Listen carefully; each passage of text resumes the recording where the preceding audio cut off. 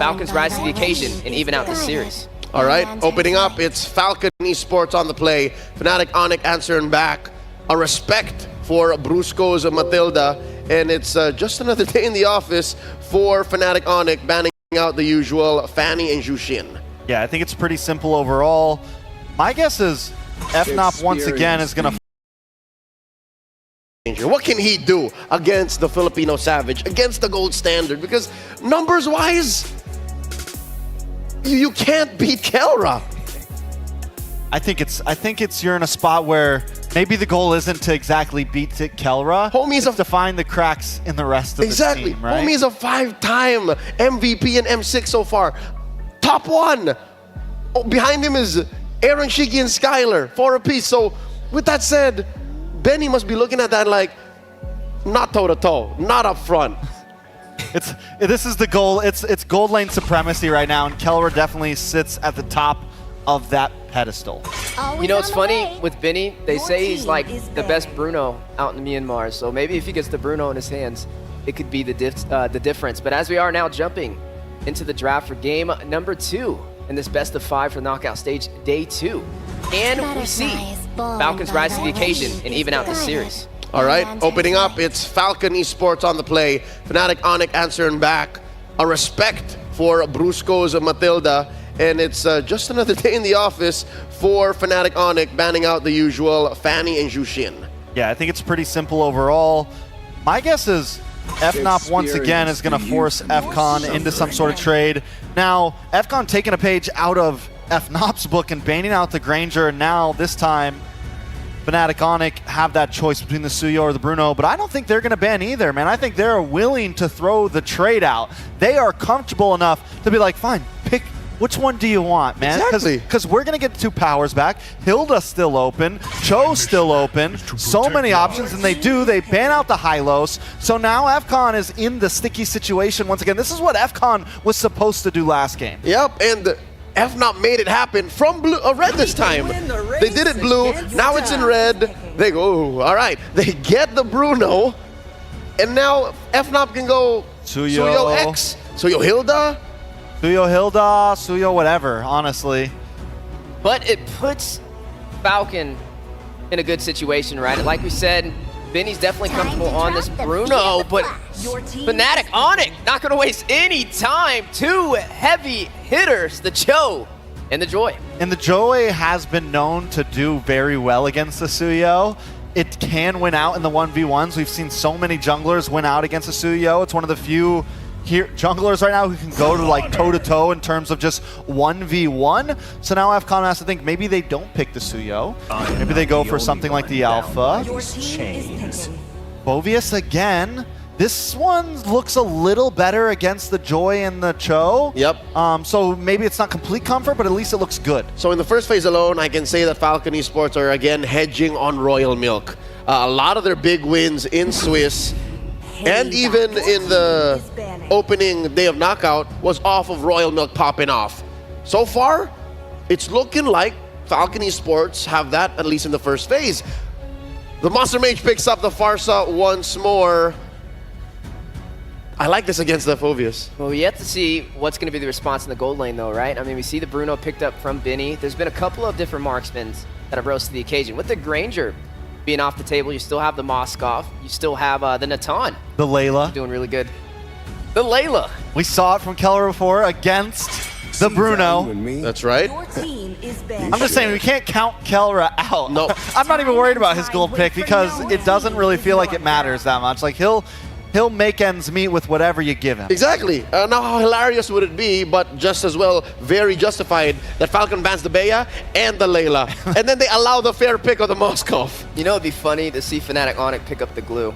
You know, especially, you could technically put in the XP lane up against the Phobius and That's just right. let the Cho does well against it. Run the roam position, and honestly, it'd be a really good pickup here considering the Cho's single target. Well, I guess not single target CC, but it's not as easily able to control majority of the map. So I think that would be an excellent pickup. Now, if that happens, I don't think I'd like to see the Layla, because there's nobody protecting you. That's 2 dive type of frontliners, and Kelra is left alone.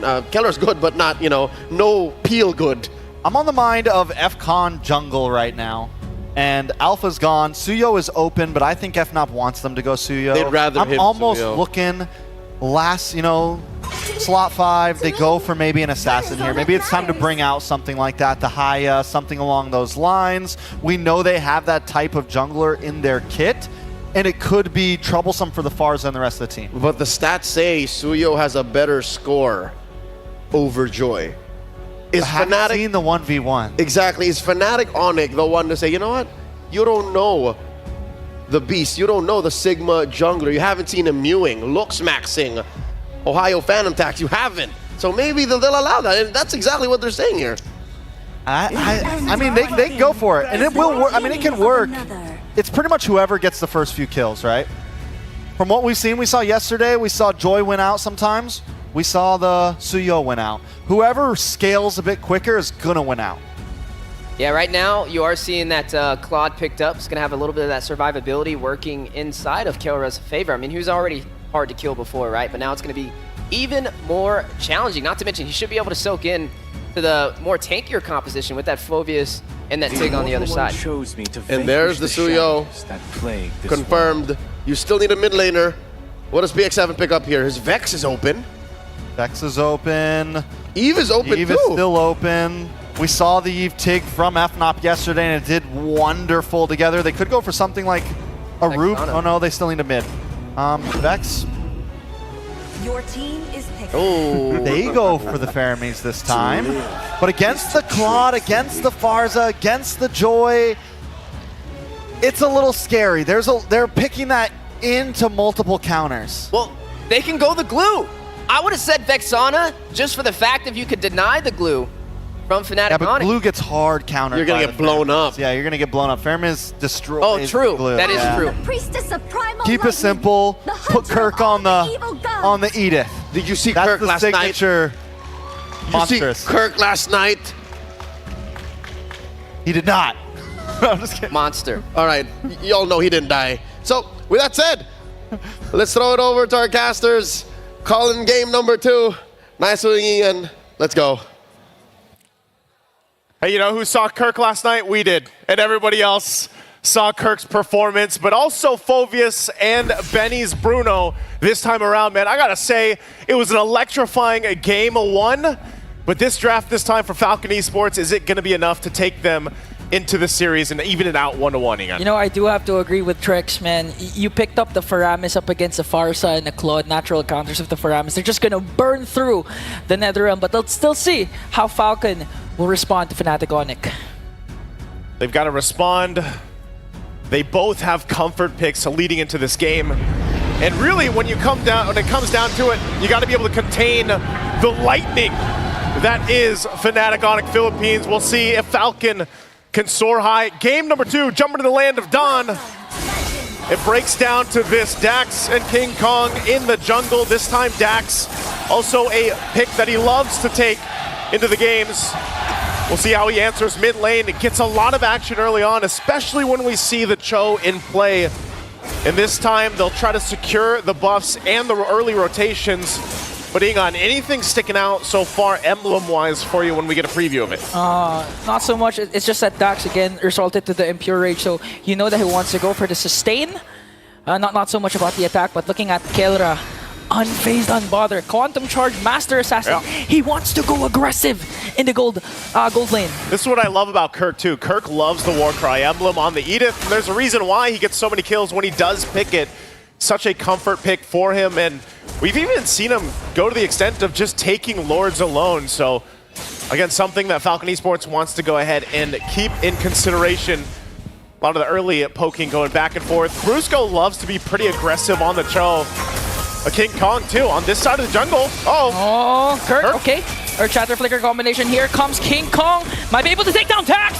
Super Friends once again shining for the Super family. They want to extend their lead by trying to go for Royal Milk. But again, Brusco will disengage. That was a huge response coming in from Super Friends. Big response, PX7 could be in trouble. Brusco taking a couple of shots, 1 kick, 2 kicks, gone. Super Friends will pick up the kill. The aggression of the mid-roam combination paired up with King Kong's fast farming. This was actually what the panel has been saying. In terms of statistic, Suyo has a better win rate compared to Joy, but again, Trek said it's all gonna boil down to who's gonna farm up faster. And so far, King Kong is one level ahead of Dax. I'm wondering how this matchup will play a part. You know, we saw this answer already. Benny, oh, in trouble! The feathered airstrike finds the mark, and now the fight for the turtle's gonna break out. Inferno Pursuit, they're gonna try and work on Kirk. Kirk pops his ultimate, but gets pulled up and hit with the Queller. A trade for Falcon Esports. And now they're gonna transition to the turtle. Let's see how Brusco and Super Friends will react. They're just gonna give this up. Looks like Falcon Esports will get the objective. They secure the turtle. Meanwhile, though, leave it up to FNOP to find something else where a ton of gold go in the hands of Kelra here as he pushed in. Still, of course, working on that first item. Did get the level 2 boots, though, to help with some of the trades against the Bruno. So he's got that little extra physical defense to go ahead and deal with that, because this is a matchup that, yeah, maybe some people wouldn't like to play in the Bruno. I mean, Bruno, obviously, just massive win rate right now, pick rate as well.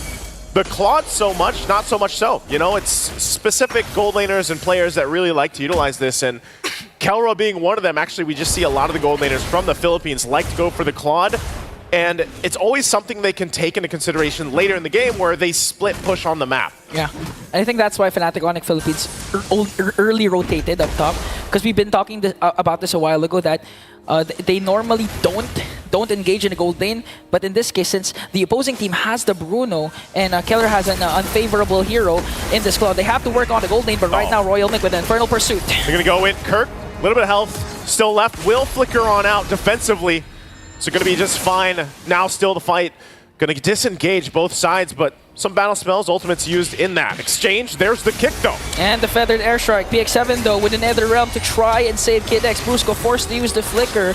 So that was still a good initiation, counter initiation for Falcon Esports. They did, however, lose their Nether Realm with this incoming turtle.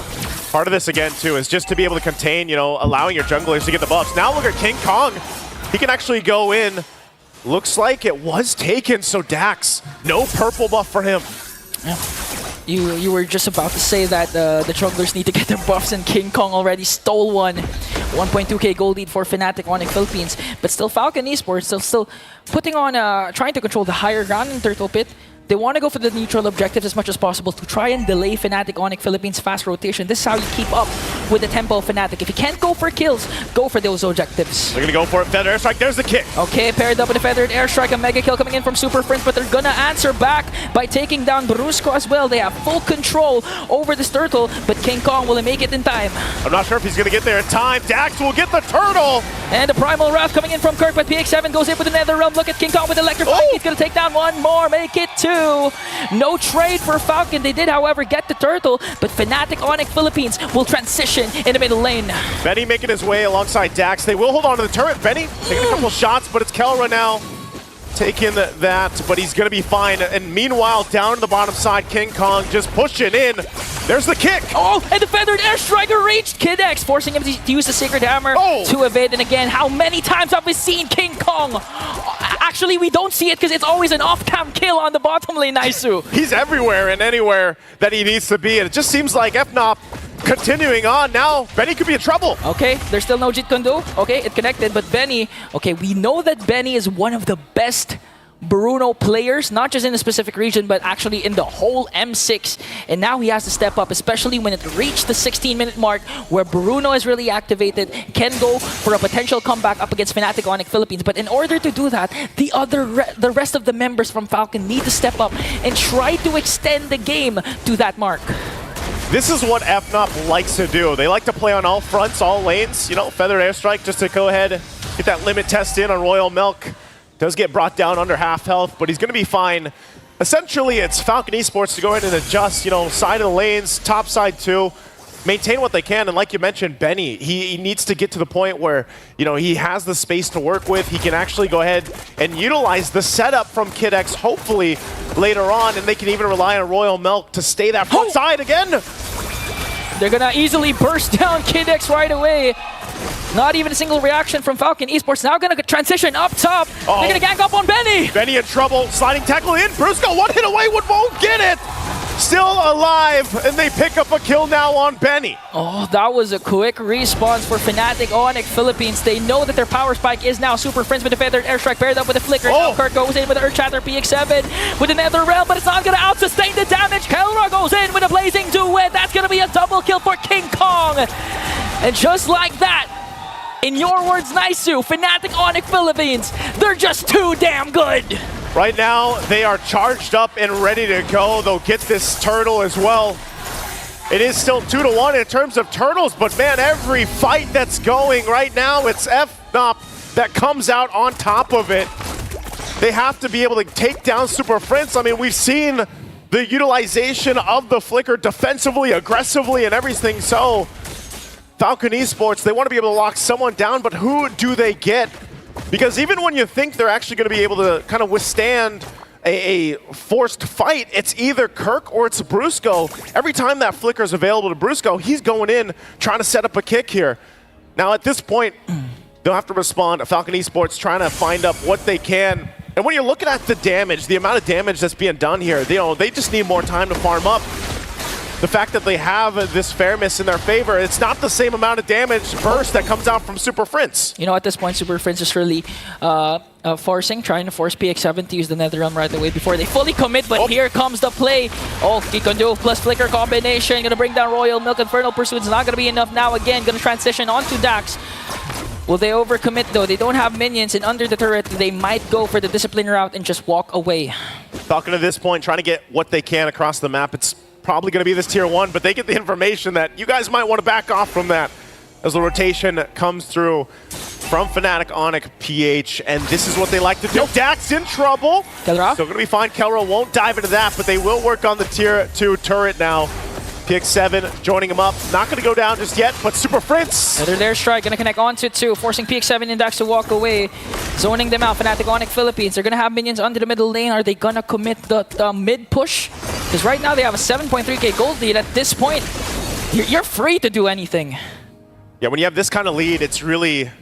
You have to be very careful on how you approach some of these fights. Even into this first Lord, if Falcon Esports approaches it and gets out of place, out of position, I would say even if Kid X gets that implosion set up, again, mind you, they've got a couple of things to work out. There's the kick from Brusco. Plus the feathered airstrike, forcing PX7 to use the Nether Realm right away. King Kong onto the back line. Whoa! Okay, manages to get an implosion, but Brusco picks up the kill. Royal Milk has to flicker away. Here comes the Fnatic ONIC Philippines. Kirk with a Primal Wrath, but they're going to answer right back and take down one Fnatic member down.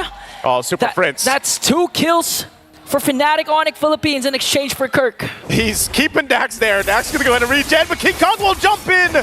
Super Friends waiting patiently, relying on Benny to come help him out. He wants to clear that way. Oh, there's the feathered airstrike. They're going to cancel it out so he doesn't get the one last in, and Super Friends will back off, but they bought themselves enough time to secure the Lord for FNOP.